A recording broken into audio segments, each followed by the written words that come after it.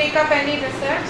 One is through quantitative data analysis, जिसकी बात बहुत ढेर सारी हुई होगी, एंड मैं भी आपको क्वांटिटेटिव डेटा एनालिसिस, और एक और तरीका है which is called qualitative data analysis. और normally whenever you are doing your research, you should be doing both qualitative data analysis first. आप लोगों को इंग्लिश में समझ में आ रहा है? मिक्स बोलने से ठीक होगा? मिक्स बोलने अच्छा ही आपको प्रॉब्लम होती है कोई, अगर मैं कोई एक्सप्रेशन ऐसा बोल दे तो आप रोक दीजिए, मैं फिर से कोशिश करूंगी. We are going to learn from each other. Fine. तो एक तरीका है qualitative data analysis and the other one is quantitative data analysis. So first of all, whenever you are starting your research, चाहे वो किसी भी स्ट्रीम में हो, साइंस हो या सोशल साइंसेज हो या कोई भी और अगर आप इंजीनियरिंग हो, you want to give a base to your research. First of all, आप बेस ढूंढते हैं कि आप करना क्या चाहते हैं. जैसे ही आप पहुंचते हैं अपने सुपरवाइजर के पास, वो आपसे पूछते हैं सबसे पहले किस एरिया में आप रिसर्च करना चाहते हैं, राइट? फिर देन यू आर लॉस्ट. ये जो लॉस्ट एक्सप्रेशन होता है कि आप बता दीजिए उस पर करें, उससे अच्छा ये होता है कि आप थोड़ा सा अपने एरिया में लिटरेचर रिव्यू करें, जो बड़ा भारी सा टर्म है, हर समय यूज होता है लिटरेचर रिव्यू. कितना लिटरेचर रिव्यू किया? Literature review actually means doing qualitative data analysis. Okay. और जब आपको फिर बेस मिलता है, जब आप रिसर्च पेपर्स पढ़ते हैं, आपको एक बेस मिलता है और आप कहते हैं कि इस एरिया में काम कम हुआ है. What are you actually trying to do? आप एक गैप फाइंड आउट कर रहे हैं between what has been done और क्या नहीं किया, which is called gap analysis and qualitative data analysis. Okay? फिर आप ढूंढते हैं कि अच्छा चलिए ये गैप है, अब इस गैप को फिल करने के लिए आप क्या करने वाले. So all these things we will be talking about. I have two things to share. One is quantitative and another one is qualitative. So we'll start with quantitative. First of all, we'll ponder upon what actually is research and हम क्या purpose होता है research का. हम सुनते हैं exploratory research, conclusive research, बहुत ढेर सारे टाइप्स ऑफ रिसर्चेस सुनते हैं. एक टर्म सुनते हैं बड़ा भयानक डर लगता है, research design, research process, research procedure. तो हम I have a lot of questions for you. आप खुद अपने मन में उन्हें आंसर करेंगे. You will come out with a right research concept for yourself, आप जो भी सब्जेक्ट में कर रहे होंगे. So we will start with it. There are different purposes for which the research is conducted. आप जब भी रिसर्च करते हैं, फर्स्ट ऑफ ऑल एक रिसर्च टाइप होता है व्हिच इज कॉल्ड एक्सप्लोरेटरी. जब आप एक्सप्लोर करते हैं मतलब आप कुछ नई चीजें ढूंढना चाहते हैं. Out of whatever is there you want to find out अब इसमें और नया क्या है. So you do a exploratory research. The goal of this is to generate more and more ideas. जितने हैं उसके additionally क्या कुछ हम ऐड कर सकते हैं. And how do you actually get more ideas? When you read more of research papers, when you read more of theories which are there. Okay? So the goal of this exploratory research is to generate many ideas, as many ideas as possible. जैसे मैं आपको example दे देती हूँ. जैसे कि एक term use करते हैं मैनेजमेंट में, कस्टमर सेटिस्फैक्शन. कितना बड़ा सा टर्म है कस्टमर सेटिस्फैक्शन. ठीक है. अब उस कस्टमर सेटिस्फैक्शन के को अगर आप फाइंड आउट करें तो अलग अलग प्रोडक्ट से, अलग अलग सर्विसेज से, अलग अलग तरीके से लोग सेटिस्फाइड होते हैं. Which means there are multiple ways in which consumers get satisfied. अब उन सब वेज को जब आप फाइंड आउट करते हैं, what are you doing? You're doing a exploratory research, right? क्या करते हैं next? The goal is also to develop tentative theories and conjectures. ठीक है. और आप कोशिश करते हैं कि आप अपनी थ्योरी निकालें. सब कहते हैं प्राइस कम होती है तो कस्टमर ज्यादा खरीदता है. Is it true for all the products? तो हम पता करने की कोशिश करते हैं और एक टेंटेटिव थ्योरी डेवलप करते हैं कि people are saying this, but for the product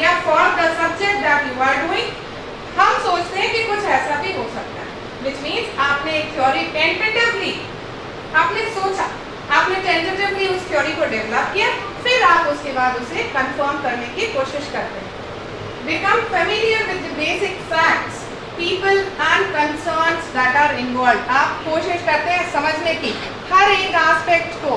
अगर आपने साइंस में कुछ वेरिएबल्स ले रखे हैं तो आप उन वेरिएबल्स को अंडरस्टैंड करने की कोशिश करते हैं. Next, formulate questions and refine issues for future research. Questions ये क्या है? ये questions है research questions. क्या ऐसा भी हो सकता है? क्या गवर्नमेंट पॉलिसी आने से इस तरह का चेंज आया? This is a research question. अब ये बहुत बड़ी सी चीज मैंने कह दी, पॉलिसी आई और उसका चेंज, है ना?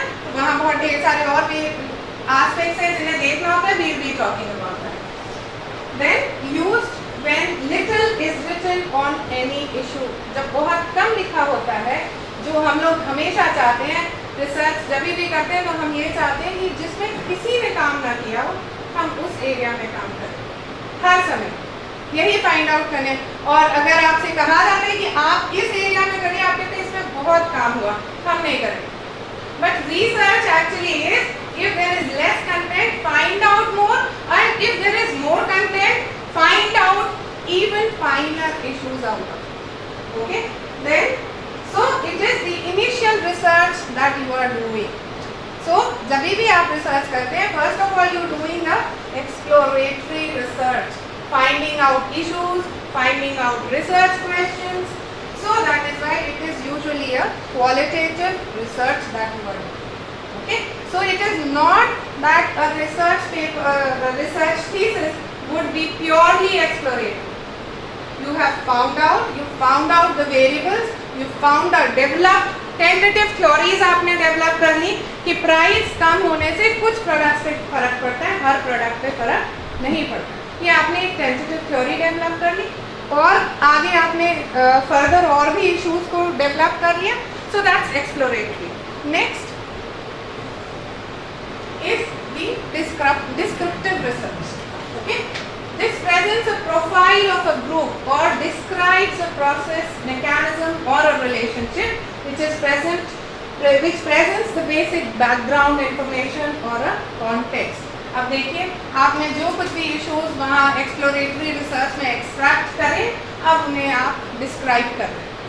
You are describing the entire process, the process of how the price influences the purchase behavior, the process of using a chemical and its outcome.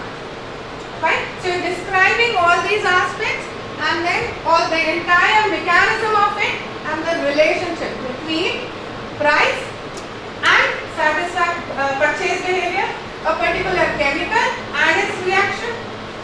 Is it fine? Fifth, it is used very often in applied research. So mainly I have given an example because I come from a management institution. So I have given you an example of general household survey where it would describe the demographic characteristics.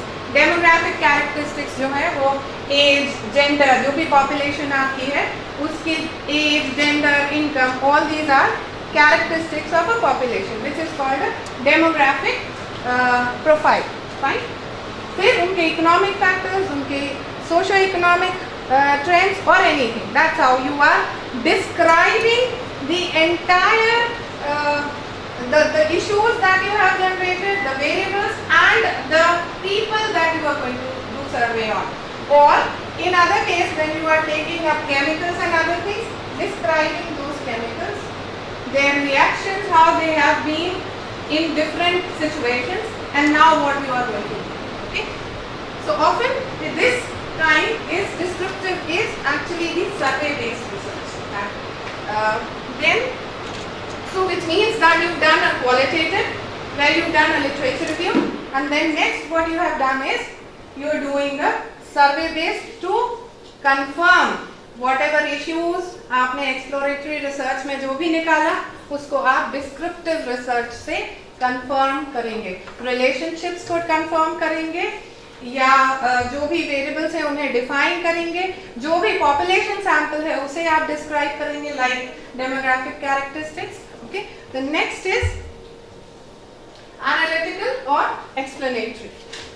Okay, so it goes beyond simple description to model empirically the social phenomena like customers buy certain product categories at a higher price point.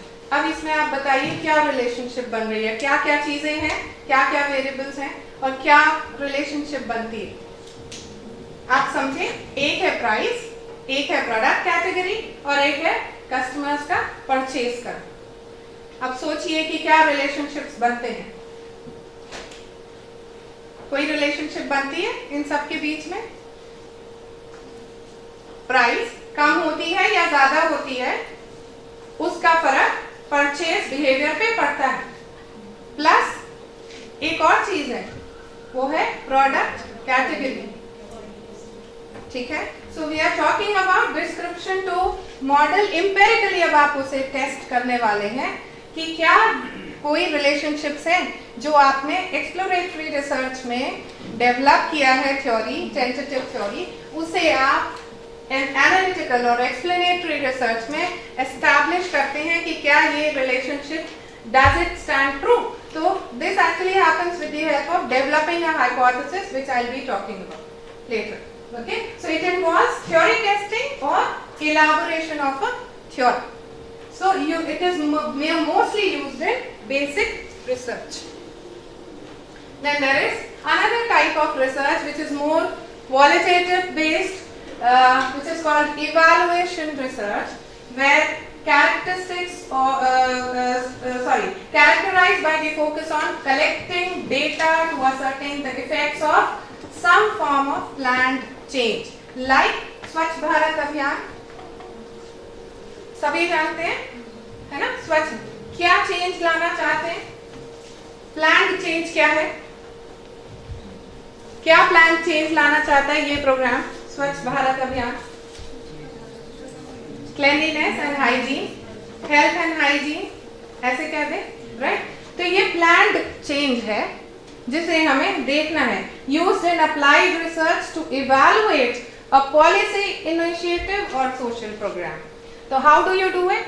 Exploratory research plus the descriptive research. पहले आप देखते हैं कि वो programme कैसा develop किया गया, उसको आप पॉलिसी को इवैल्यूएट करते हैं, कुछ पैरामीटर्स बनाते हैं, उसके ऊपर आप पॉलिसी को इवैल्यूएट करते हैं. फिर जो प्लान्ड चेंज की बात है उसकी इफेक्टिवनेस को चेक करते हैं through doing a survey of the people to find out whether they have adopted to health and hygiene. Have you understood this? Any question? So a research design basically is the arrangement of conditions for collection and analysis of data. Red से थोड़ा highlight किया है conditions for collection and analysis of data. Which means you have to first of all describe कि ये जो data आप collect करने वाले हैं ये किन कंडीशंस में आप कलेक्ट करने वाले हैं. क्लोज्ड एनवायरनमेंट में, रियल एनवायरनमेंट में, किस तरह से आप इस डेटा को कलेक्ट करेंगे, and then in a manner that aims to combine relevance to the research purpose with economy in the procedure. बहुत इंपॉर्टेंट है ये दोनों aspect. One is relevance which is the most important. Relevances आपने find out कर लिया कि आपका research problem क्या है, स्टेटमेंट क्या है, इश्यूज क्या है, गैप क्या है, सब फाइंड आउट कर लिया.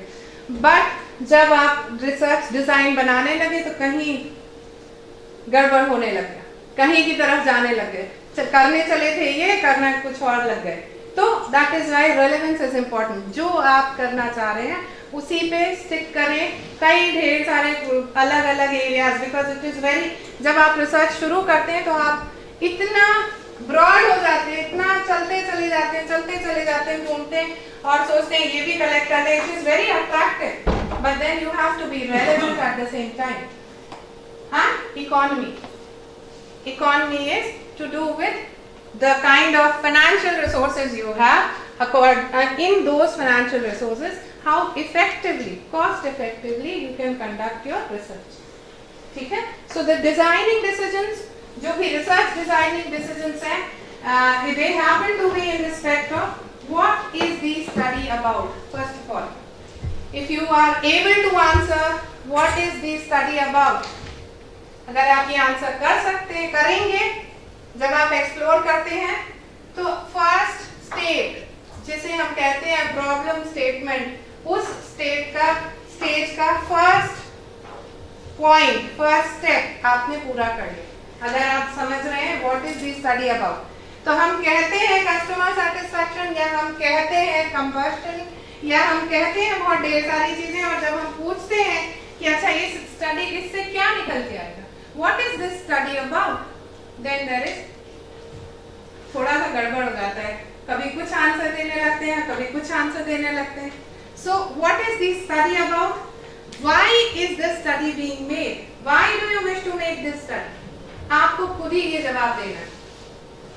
This becomes a part of your relevance, कि आप क्यों करना चाहते हैं ये स्टडी। तो ये कहना, merely ये कह देना कि हम इस स्टडी को इसलिए करना चाहते हैं क्योंकि किसी ने नहीं करी। ज्यादातर जब आप, अभी अगर मैं पूछूं तो आप में से कई लोग यही आंसर देंगे कि हम इसलिए रिसर्च करना चाहते हैं ये वाला टॉपिक क्योंकि इस टॉपिक पे किसी ने रिसर्च नहीं करा। But that is not the answer. There would always be certain underlying forces which have actually influenced you कि आप इस एरिया में रिसर्च करें। अगर आप इस चीज का आंसर सिर्फ इससे दे रहे हैं कि क्योंकि रिसर्च नहीं हुई है मुझे करना है, तो फिर you are actually failing somewhere. Find out. There will be some kind of motivation. ठीक है? So why is the study being made? The next is where will the study be carried out? कहाँ आप करेंगे? So science students, of course, they would be doing in their labs. Social science students would be doing in different areas, different fields. कोई market based survey करेगा, कोई literature review based survey करेगा, and so on. So where will this study be carried out? What type of data is required? Okay, what type of data is required? आप करते हैं, आपने एक broad area ले लिया, ब्रांड, कई लोग ब्रांड पे काम करना है, ब्रांड पे क्या काम करना है, फिर उसका जवाब चलिए मिल गया, फिर किस तरह का डेटा चाहिए उसके लिए, फिर यहाँ पे आके बात आती है कस्टमर्स का डेटा ले लें, कंपनी का डेटा ले लें, रिटेलर्स का डेटा ले लें। बट आपने जो आपने why you are going to do this study, जब आप वो आंसर करेंगे फर्स्ट क्वेश्चन, तब आप अपने आप इसका आंसर दे सकेंगे कि किस तरह का डेटा आपको चाहिए, what kind of data is required, then where can that required data be found, कहाँ से मिलेगा आपको वो डेटा। कह देते हैं हम कंपनी में से जाके करेंगे सर्वे, और फिर कंपनी डिनाई कर देती है कि हम नहीं करा सकते। आप सोचते हैं कि हम अपने लैब में ये कर सकते हैं, कभी और कहीं बाहर दूसरी लैब में भी चले जाएंगे, फिर बाद में पता चलता है कि गड़बड़ हो गई। Okay, so where can that data be found, then what periods of time will the study include, very important, क्योंकि आपकी रिसर्च कोई हनुमान जी की पूछ तो है नहीं कि चलती चली जाएगी। You have to have a time bound research, right. तो उसको करने के लिए you have to actually have those periods defined. Every 6 months you have to define what you will be doing, and then what will be the sample design. Okay, then the next is what techniques of data collection will be used. आप interview लेंगे, आप survey करने वाले हैं, या एक focus group discussion होगा, एक्सपर्ट्स से सिर्फ आप कलेक्ट करने वाले। How do you plan to collect the data, and then how will the data be analysed. Okay, what techniques of data collection will be used? Okay, how will the data be analyzed? यही एक सबसे important aspect होता है जो हम सबसे बाद के लिए छोड़ देते हैं।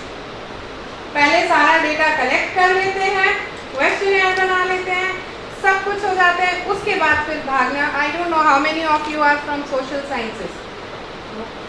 None of you? All of you are from science? Okay.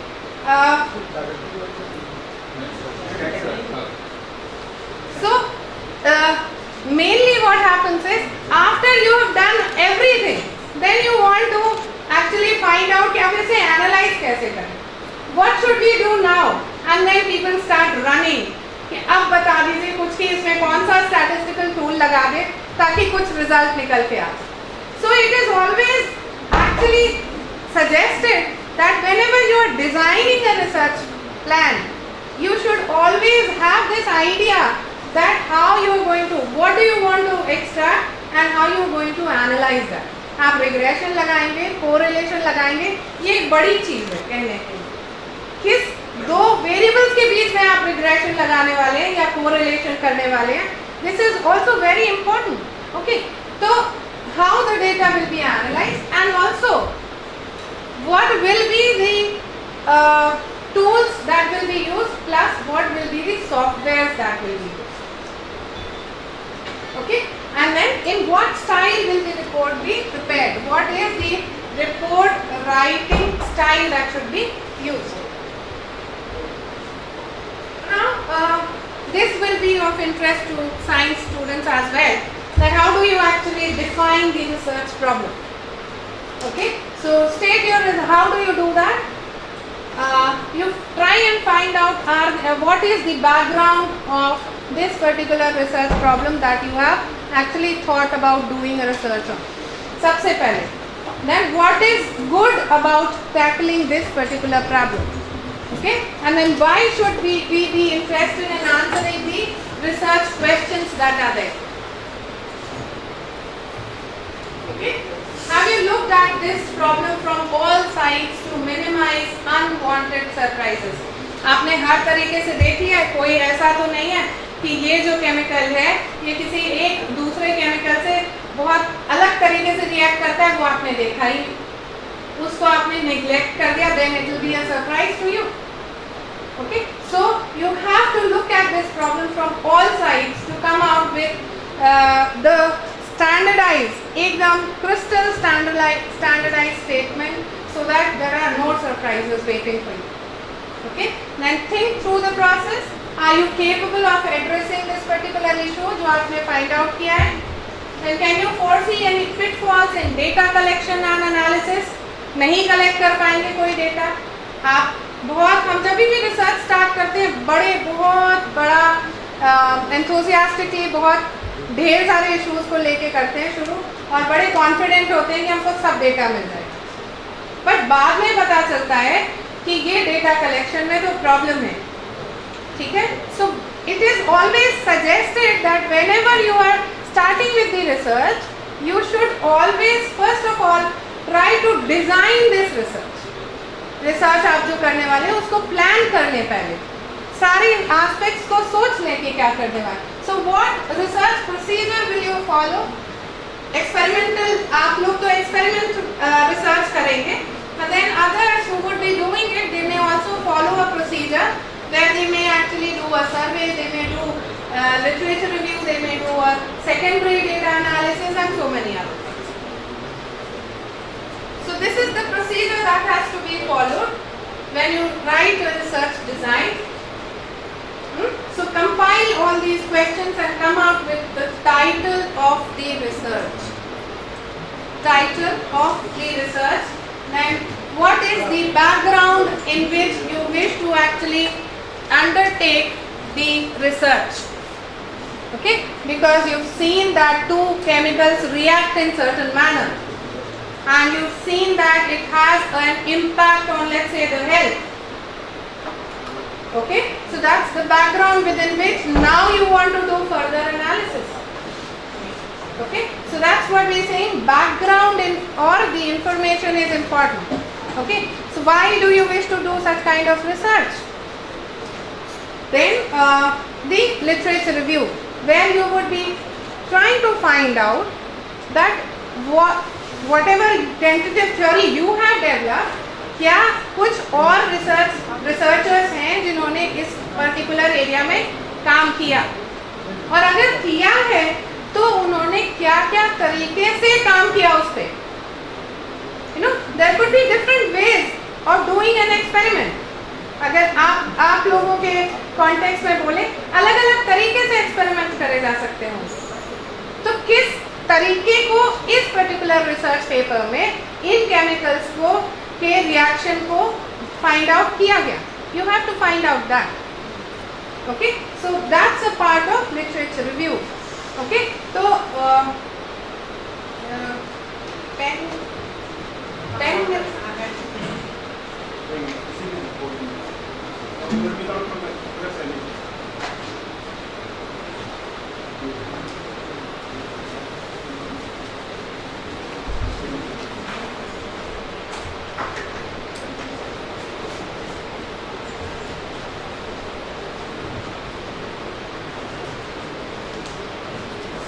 When you do a literature review, it is always suggested कि आप इस तरह से एक टेबल बना लें. ठीक है, एक टेबल बना लें, उसमें लिखें किस ऑथर का रिसर्च पेपर आपने पढ़ा है, उस ऑथर का ईयर ऑफ पब्लिकेशन भी लिख दें, टाइटल अगर आप चाहें तो लिख लें, title of the research paper and the journal. उसके बाद किस कॉन्टेक्स्ट में काम हुआ है, किस कॉन्टेक्स्ट में आपके जो भी अगर आपके केमिकल्स हैं तो उनको किस कॉन्टेक्स्ट में यूज किया गया और क्यों यूज किया गया, why it has been used in that particular manner. आपको ये पता करना होगा. And then also give the findings. अगर आपने अपने सारे लिटरेचर रिव्यू को इस तरह से फॉर्मेट कर लिया, एक टेबल बना के फॉर्मेट कर लिया, half of your problem is taken care of. You know findings क्या है. इन फाइंडिंग्स में आपको वेरिएबल्स एक टर्म यूज होता है रिसर्च मेथोडोलॉजी में. आपको इस पर्टिकुलर फाइंडिंग से आपको वेरिएबल्स मिल जाने वाले हैं जिन पे दूसरे रिसर्च स्कॉलर्स ने काम किया है और एस्टैब्लिश कर दिया है कि ये केमिकल इससे रिएक्ट करता है तो ये पर्टिकुलर टाइप का रिजल्ट निकलता है. फाइन. और प्राइस को रिड्यूस करते हैं इस पर्टिकुलर प्रोडक्ट कैटेगरी में, तो कंज्यूमर्स इस तरह बिहेव करते हैं. ठीक है, सो वेरिएबल्स आपको मिल जाने वाले हैं, कॉन्टेक्स्ट मिल जाने वाला है, किस कंट्री में काम हुआ और क्यों काम किया उन्होंने. आपकी आधी प्रॉब्लम सॉल्व हो गई जहां आप अपना research statement on the basis of such kind of literature review table you can find out अब आप आगे कहां बढ़ सकते हैं. क्योंकि ये टेबल आपके पास है, आप देख सकते हैं कि क्या क्या काम हुआ, किस कॉन्टेक्स्ट में हुआ. काम हो चुका है, वेरिएबल्स यूज हो चुके हैं मगर कॉन्टेक्स्ट नहीं हुआ. कॉन्टेक्स्ट है मगर वेरिएबल्स नहीं यूज हुए. So you what you are actually going to get is research gap, the research statement, also the variables, and you are also going to get certain basis for formulating your hypothesis. Okay, so if you've done a systematic literature review, half of your problem, half of your research is done.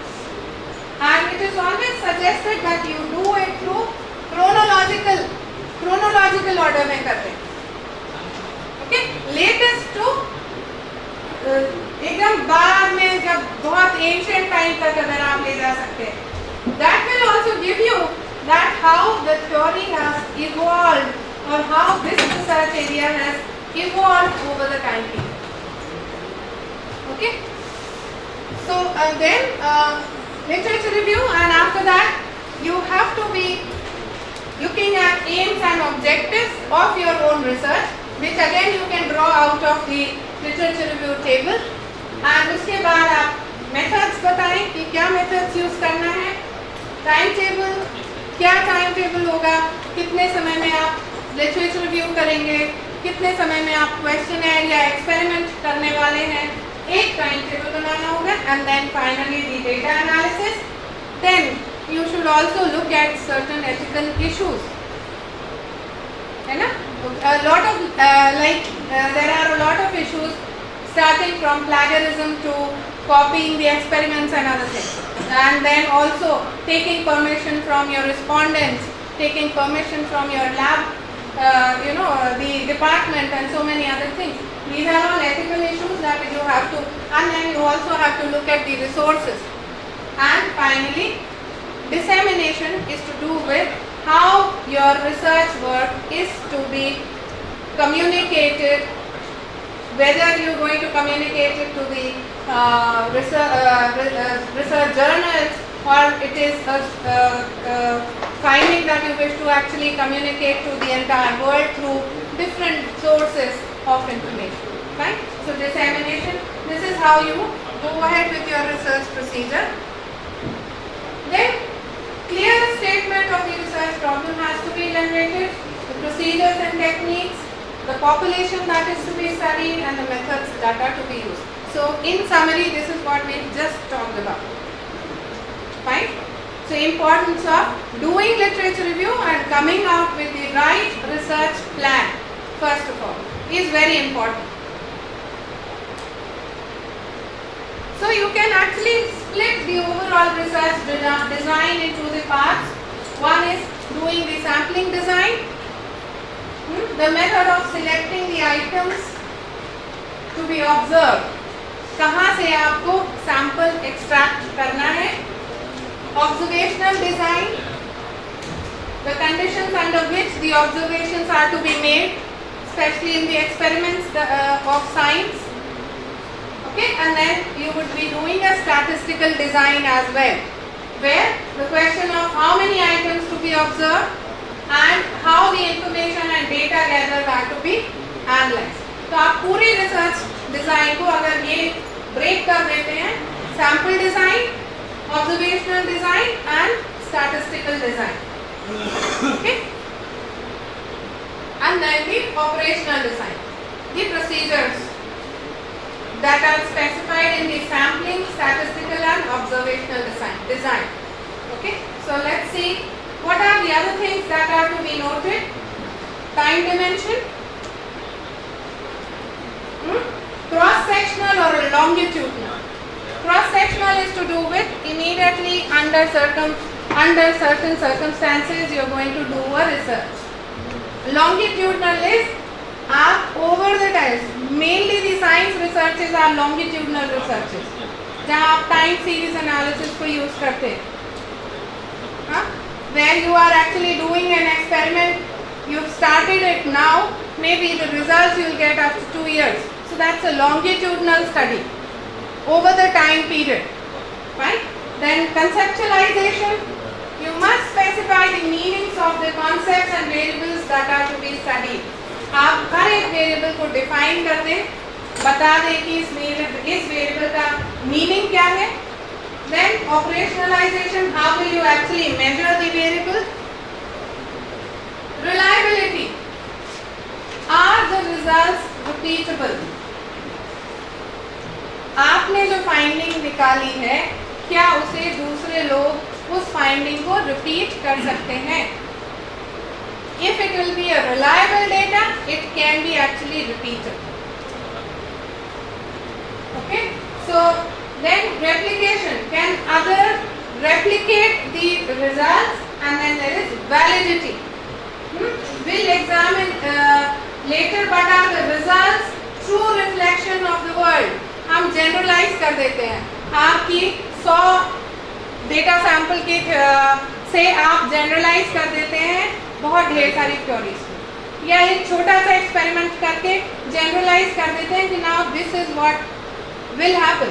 Actually validity होना बहुत ज़्यादा ज़रूरी है कि generalize can be actually generalize it to the population.